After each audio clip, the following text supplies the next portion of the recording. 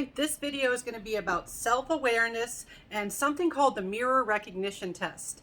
Now, the thing is, I've already talked about these topics in a previous video that I made for teaching social psychology. For this video, which I'm creating for teaching developmental psychology, it is going to be slightly different with a little bit more detail, specifically about the ages where we develop signs and evidence of self-awareness. If anybody has already seen the previous video or taken both classes with me, you might have a little bit of deja vu. There are also good videos out there that are superior because they actually show footage of doing the mirror recognition test. I'm going to link to them in the description.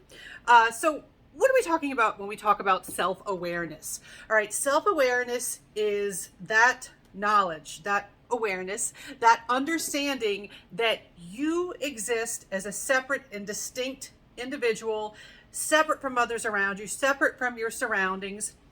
Very early on in life, with young infants, we think, or at least it's been proposed, that they may think they're just an extension of those around them, like they're just an extension of the mother. It takes time to recognize, oh, there's an I, and getting an understanding of, okay, who is that person? Now, one thing that we focus on is when an individual can recognize their own image, like they can look at a picture and be like, oh, that's me. Or they can look in a mirror and recognize, oh, that's not just some stranger moving around. That's me. That's my reflection in the mirror. This is something that doesn't happen right away. If you take like a 12-month-old, put them in front of a mirror, they're not going to give you any evidence that they recognize that that's them in front of the mirror. If you can look in a mirror and use it as feedback for yourself, that is as evidence for understanding of self-awareness. Or sometimes we get really specific and we say, well, it's a specific type of self-awareness called self-recognition. Now, when I was going to college in the 90s, we actually had a class where we had to debate about whether humans, this was a comparative psychology class where you compare humans to other species, and we actually had a debate about whether humans were the only species that exhibited self-awareness, which now that we've had advances, it seems like that would be a ridiculous thing to ask if you've been keeping up with things. If you haven't, let me give you a little background. All right, so using the mirror recognition test, I'm going to tell you a little bit more about that. But using the mirror recognition test, we actually now know that other species can give us evidence for self-recognition. All right, so what exactly is the mirror recognition test? All right, the traditional laboratory protocol involves sneaking a mark onto someone's face. In particular, when we were first interested in this, looking at young ones, toddlers, to try to see when can they develop, give us some evidence for self-recognition. So you might play with them and sneak a mark onto their nose or their forehead, someplace where they're not going to see it without a mirror. Or you can even have someone taking a nap, or you can anesthetize them, like in animal studies, while they are sleeping, put the mark on their face. And then at some point, put them in front of a mirror and see how they react to the mirror. How would you know? How would you know that they know that that's their reflection in the mirror? What would you have to do? What has to happen with this mark? By the way, originally the mark was made with rouge. That's old-timey makeup we don't use so much anymore, but it was like red paint almost, and you'd put it on your cheeks to give you a rosy cheek. Nowadays we use blusher and contouring stuff and other things. All right, so you put the rouge on there. It could be red paint, marker. There's all sorts of things we can use to create the mark. But so if you see it referred to as the rouge test, we're talking about the same thing. We're talking about the mirror recognition test. I've also seen it referred to as the mark test. All right, so with this mirror recognition test, you've got a mark on your face somewhere. What if you just look in the mirror and you're just like, oh, what was that? Or you laugh at the person who has the mark on their face. Or you try to wipe it off the mirror. This happens every time I start recording. I have a stray hair just fly off and just get stuck to my face. All right. And I've got it on selfie mode. I'm using my camera for feedback. So I'm passing the mirror recognition test with my camera now. Put the camera in selfie mode. You could totally use it for a mirror recognition test.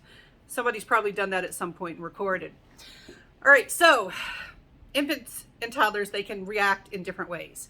A lot of times when you are younger than about 18 months, they don't show that they know that that's their reflection. They might point, they might show interest. Sometimes they don't even show interest. You know, they're like, I don't care about that over there. If they show interest, they don't try to wipe them wherever the mark is. They don't try to wipe it off of their face. If they do try to wipe it off of their face, that's your good evidence. That's your evidence. They use the feedback from the mirror to say, oh, look, I have something on my face because I'm looking at my reflection. And then if they try to wipe it off, or if they say, how did this get on my face, using the mirror as feedback, then they're passing the mirror recognition test. They show that they have self-recognition, which is a sign of self-awareness, which is this big advance towards developing a self-concept, a sense of self, which we'll talk about later when we talk about social and emotional development in early childhood. All right. When does this show up? I mentioned 18 months is kind of a cutoff. Usually between 18 and 24 months. There's going to be some variability, all right? And you're going to have individual motivation characteristics and stuff like that. And sometimes people who are on the autism spectrum do react differently to the mirror recognition test. But for many human beings, for your typically developing human beings, between 18 to 24 months, we see that they can pass the mirror recognition test. The vast majority of human beings will pass the mirror recognition test by the time they are 24 months old. Now, what about other species? We also see that in our closest animal relatives, do you know what our closest animal relatives are? The great apes, not monkeys. The great monkeys are not apes. And actually monkeys, we have so far at the time of recording, we have not found any evidence for monkeys passing the mirror recognition test. When they see a mirror, regardless of their age, they see a mirror, they go into attack stance. Typically, they act like there's another monkey in their territory and they want to attack it. Similar to dogs and cats. I'm sure many of you have pets, have dogs and cats, or have seen dogs and cats, and you may or may not know that when a dog or a cat sees a mirror, they either show no interest at all, or sometimes they act like there's another cat in my house, there's another dog, and sometimes they'll even try to go behind the mirror and try to, bat it and attack it and try to get to it. And so cats and dogs, they don't pass mirror recognition. Monkeys don't pass mirror recognition, but great apes can once they are adults. Similar to humans, you got to be a certain age. So the evidence that we have gathered with the great apes have been with adults of the species, not the young of the species. And so that includes orangutans, chimpanzees, gorillas. With these species, we have had some evidence. We put the mark on them, and they will try to get to it. There have been some other species where we had to get a little creative to get the evidence, because this was created assuming you have hands or hand-like appendages to rub the mark off, and that you'd be able to put someone in front of a mirror and it would work. But we have done this with some other species. At least one bird species, a magpie, has been subjected to the mirror recognition test where they put a mark on their beak, and obviously they're not going to go like this, they're a bird, but they tried to wipe their beak on the floor of their enclosure. So that looks like they see that that's their reflection there. Elephants, they have put marks with tape on elephants, and they use their trunks to try to swat at it. Elephants are very intelligent, by the way. We're getting plenty of evidence for that.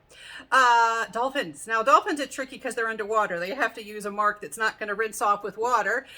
And they're also not going to be wiping it off with their flippers. They won't reach. But we do have evidence where dolphins, they will contort themselves into weird positions in front of the underwater mirror. And they look like they're trying to, see the mark. They are acting unusual, and unusual enough where we say, I think we have evidence there that they are seeing the mark. Manta rays. You know what a manta ray is? The underwater creature, the little flat looking creature, the ray. If you don't know, you Google what a manta ray mantle. A manta ray is, if you're trying to struggle to remember what that is, we have evidence for at least one manta ray passing the mirror recognition test. And I even read somewhere ants, some species of ants.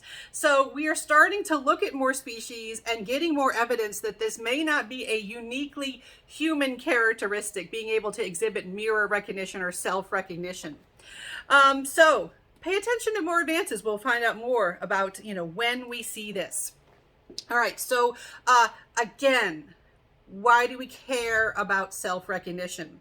For human beings, this is that first step towards developing a self-concept, which is going to affect other aspects of development. So it is a huge advancement. It is a huge accomplishment to have that self-awareness, to understand this is who I am. I am separate from others.